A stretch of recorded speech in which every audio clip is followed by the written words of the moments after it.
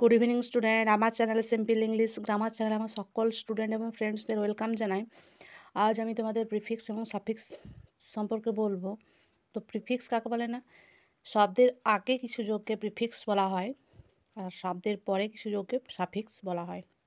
দেখো, কয়েকটা এক্সাম্পল রেখেছি, যেমন এগ্রি থেকে disagree, appear disappear, comfort discomfort, rich enrich, like dislike, cover discover, biography autobiography, mortal immortal, regular irregular, patient impatient.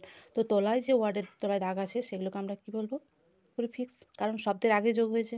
এরপর চলে আসছি সাফিক্সে। তাহলে সাফিক্স মানে কি বললাম? After join. আর শব্দের পরে যেটা যোগ থাকবে, মূল যে শব্দ। দেখো, এখানে কয়েকটা আমি এক্সাম্পল রেখেছি, তার মধ্যে আমি তোমাদের বোঝাবো। যেমন মেক, মেক থেকে maker, follow follower, magic magical, scient থেকে সায়েন্টিস্ট, ফ্রি থেকে ফ্রিডম, ন্যাশনাল থেকে ন্যাশনালিটি, বয় থেকে বয়হুড, আর হ্যাপি থেকে হচ্ছে হ্যাপিনেস। তাহলে তলায় যে শেষের যে দাগগুলো দেওয়া আছে নিচে, সেগুলোকে আমরা কী বলবো? সাফিক্স। তাহলে আজকের ভিডিওটি এই পর্যন্তই। দেখা হচ্ছে নতুন একটা ভিডিওর সাথে।